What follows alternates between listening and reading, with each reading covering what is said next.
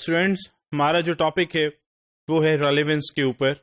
ہم نے جیسے کہ ڈسکس کیا تھا کہ کوئی بھی ڈاکومنٹ یا ایویڈنس آپ گیدر کریں گے تو ان کی کریکٹرسٹکس کیا ہونے چاہیے، وہ ریلیونٹ ہونا چاہیے، مٹیریل ہونا چاہیے، اینڈ اس میں کمپیٹنسی ہونی چاہیے. وہ دیکھ لیتے ہیں کیا ہے. سب سے پہلے ہمارے پاس ہے ریلیونٹ. ہم ریلیونٹ کو ڈسکس کرتے ہیں. ریلیونٹ ایویڈنس کا مطلب یہ ہے کہ ایک ایسا ایویڈنس جو ہمیں یہ پروف کر دے کہ یہ حادثہ ہوا تھا اور اس کے نتیجے میں یہ نقصان ہوا. یہ ایسا ایویڈنس جو اس چیز کو پروف کر دے کہ کوئی ایسا فیکٹ یا کوئی ایسا ایکشن ہوا تھا جس کی بیس کے اوپر یہ کانسیکوینسز اکر ہوئے ہیں. تو اس طرح کے ایویڈنس کو، جو اس طرح کے سینیریو کو پروف کر دے کہ ایسا ہوا تھا، تو ہم اس سے کہیں گے یہ ریلیونٹ ایویڈنس ہے. اگر وہ ایویڈنس نہ ہو تو ہم اگر اس سے یہ چیز نہ پروف کر سکیں تو اس کا مطلب یہ ہے کہ وہ واقعی میں ریلیونٹ ایویڈنس ہے. کیوں؟ اس کے ہونے کی وجہ سے ہم ثابت کر پا رہے ہیں، ادروائز ہم ثابت نہ کر پاتے. ہم اس کو دوبارہ سے ریفریش کرتے ہیں کہ ریلیونٹ ایویڈنس کا مطلب یہ ہے ایک ایکشن ہوا جس کے نتیجے میں کانسیکوینسز ہوئے، نیگیٹو کانسیکوینسز ہوئے، نقصان ہوا، لیکن اس چیز کو وہ تب تک نہیں ثابت ہو سکتا جب تک کوئی ایویڈنس نہ ملے. تو ایسا ایویڈنس جو یہ ثابت کر دے کہ یہ ایسا ہوا تھا، نقصان ہوا، ایکشن ہوا جس کی بیس پہ نقصان ہوا، تو وہ ریلیونٹ ایویڈنس ہوگا. اگر ایک ایویڈنس جو کہ اس چیز کو پروف نہیں کر پا رہا، اس کا مطلب وہ ریلیونٹ ایویڈنس نہیں ہے. جیسے کہ دیکھیے گا first paragraph. Relevant evidence means evidence having any tendency to make the existence of any fact that is of consequence to the determination of the action more probable or less probable than it would be without that evidence. مطلب ایک ایسا evidence جس میں یہ tendency ہو، جس میں وہ بتا سکے کہ یہ ایکشن ہوا تھا، کتنی فریکوینسی پہ ہوا تھا، اس کے کیا نقصان تھے یا کیا نقصان نہیں تھے. تو جو ایویڈنس ایک سینیریو کو پروف کر دیتا ہے کہ جی ایک ایسا ایویڈنس جو پروف کر دے کہ یہ حادثہ ہوا تھا، تو وہ آپ کے لیے ریلیونٹ ایویڈنس ہوگا. اور بھی بہت سے ایویڈنس ہوتے ہیں، لیکن اگر وہ ایک اسپیسیفک سینیریو کو پروف نہیں کر پا رہے تو اس کا مطلب وہ ریلیونٹ ایویڈنس نہیں ہے. یاد رکھیے گا، ہر ایویڈنس ریلیونٹ نہیں ہوتا اور ہر ایویڈنس ارریلیونٹ نہیں ہوتا. اگر آپ کے پاس ایک فائنینشیل انویسٹیگیشن ہے، اس میں یہ پروف کرنا ہے کہ ایک بندے نے فراڈ کیا ہے، تو یہ اس کے لیے آپ کو ریلیونٹ ایویڈنس چاہیے. تو یہ ریلیونٹ ایویڈنس جو ہیں کہ کسی اسپیسیفک انڈیویجول کے اگینسٹ کلیکٹ کرنا، یہ آپ کو بہت زیادہ اسپیسیفکلی جا کے ٹریس آؤٹ کرنا پڑے گا. یہ تو ایک ہم نے ڈسکشن کی. اس کے ساتھ ساتھ اس بات کو میں لنک کرتا ہوں، جیسے کہ ہم نے ڈسکس کیا تھا کہ اکثر لوگوں کا جو لائف سٹائل کے تھرو ان کو دیکھنا کہ یار کل تک تو اس کا لائف سٹائل بہت ڈاؤن تھا، آج ایک دم سے اس کا لائف سٹائل بہت چینج ہو گیا ہے، سب کچھ بہت چینج ہو گیا ہے. تو آپ کو سم ٹائمس لگتا ہے کہ لائک سم تھنگ از فشی، مطلب کچھ گڑبڑ ہے اس میں. تو ہم اس کے پھر لائف سٹائل کے تھرو ہم انویسٹیگیشن کرتے ہیں، یا پھر ہم یہ دیکھتے ہیں کہ اس کا انکم کتنی تھی اور اس کے اگینسٹ اس کے مطلب ایسٹس کتنے ہیں. جب اکثر یہ سننے میں آتا ہے آپ کو آج کل تو ٹی وی میں کہ ان کے جو ایسٹس ہیں، ساساجات ہیں، وہ ان کی انکم سے بہت زیادہ ہیں. تو سم ٹائمز جب آپ کو یہ چیزیں بھی نظر آنے لگیں تو آپ کو لگتا ہے کہ کچھ گڑبڑ ہے. تو اسی طرح اس طرح سے اگر جب ہم انویسٹیگیشن کرتے ہیں، جب آپ کے پاس ایویڈنسز نہیں ہوتے تو آپ ان کے ساساجات کو کیلکولیٹ کرتے ہیں، ایسٹس کو، اور ان کی انکم کو کیلکولیٹ کرتے ہیں، پھر کمپیئر کرتے ہیں. یہ ہم تب کرتے ہیں جب ایویڈنسز نہیں ہوتے. تو جب ایویڈنسز نہیں ہوتے، اس طرح کے میتھڈ کو ہم انڈائریکٹ میتھڈ آف انویسٹیگیشن کہتے ہیں. اگر سم ٹائمز آپ کو اس طرح کا سینیریو مل جاتا ہے تو آپ کس طرح سے انویسٹیگیشن کریں گے؟ آپ کو کہا گیا کہ یہ جی سسپیکٹ ہے، اس نے فراڈ کیا ہے، تو آبویسلی آپ کہیں نہ کہیں سے تو انویسٹیگیشن سٹارٹ کریں گے. 3 سال پہلے سے آپ انویسٹیگیشن کرنا شروع کر دیں گے، 4 سال پہلے سے شروع کریں گے، آخر کہیں نہ کہیں سے تو آپ نے انویسٹیگیشن سٹارٹ کرنی ہے.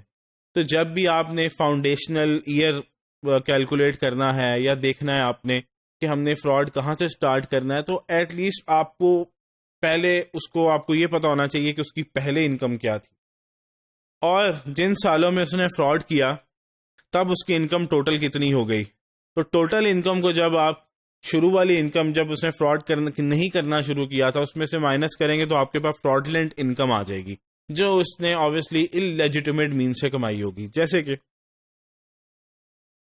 if we require to establish the starting point or foundational financial condition of a defendant to allocate the amounts of unreported income in subsequent years in a tax evasion case.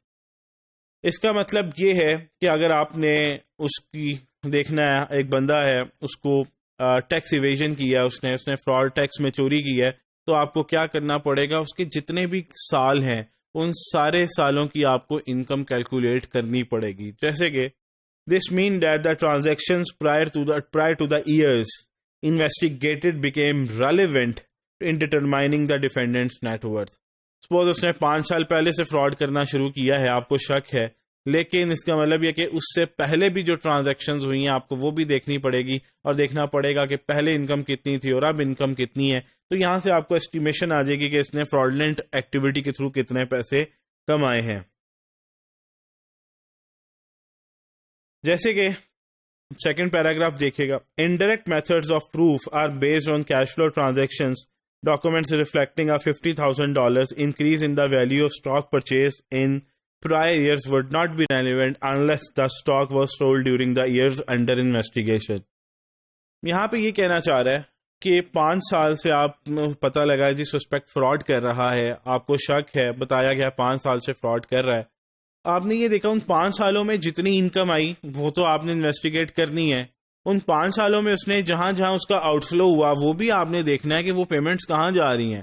اس کے ساتھ ساتھ جو transactions پچھلے سالوں میں ہو چکی تھی وہ بھی آپ کو انویسٹیگیٹ کرنی پڑے گی کیونکہ آپ نے بتانا ہے کہ جب ایک بندہ جس نے ٹیکس ایویژن کی جب سے وہ کرنا شروع ہوا جب وہ نہیں کر رہا تھا تب تک اس کی نیٹ انکم یہ تھی کرنے کے بعد اس کی نیٹ انکم اتنے پیسوں سے بڑھ گئی تو جو جب سے اس نے فراڈ کرنا شروع کیا تو یہ ریلیونٹ اسپیسیفک انکم ہے جو کہ ٹوٹلی فراڈ سے ریلیونٹ ہے.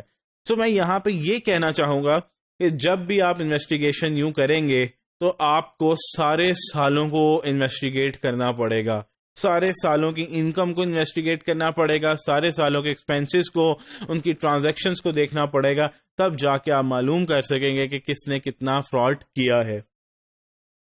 جیسے کہ Second paragraph, financial investigations involve hundreds or even thousands of small transactions that reveal a substantial financial crime. چھوٹی سے چھوٹی ٹرانزیکشن کو بھی انویسٹیگیٹ کرنا پڑے گا اور بڑی سے بڑی بھی کیونکہ کس میں فراڈ ہے یہ آپ کو 100% انویسٹیگیٹ کر کے ہی پتہ لگے گا. ہو سکتا ہے کہ چھوٹی اماؤنٹ میں فراڈ ہو سکتا ہے بڑی اماؤنٹ میں فراڈ ہو تو کچھ بھی ہو سکتا ہے. تو یہ لاسٹ پیراگراف کافی امپورٹنٹ ہے. If the financial investigation has to show the total amount of wealth gained by the defendant to establish how much was derived by fraud or theft, kitna usne fraud se kamaya, then all of the financial activity involved the defendant becomes relevant. تو جتنی financial activities transaction اس نے کی ہوں گی وہ ساری کی ساری آپ کے لیے ریلیونٹ بن جائیں گی.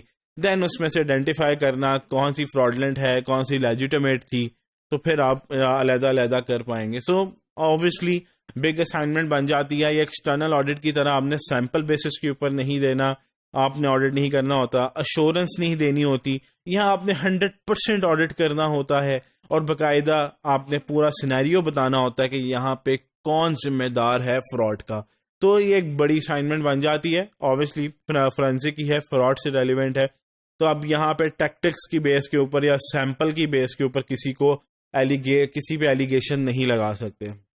تو یہ تھا ہمارا ٹاپک کہ ریلیونٹ ایویڈنس آپ نے اکٹھا کرنا ہے چاہے آپ کو جتنی مرضی لمبی انویسٹیگیشن کرنی پڑے. Relevance must be relevant.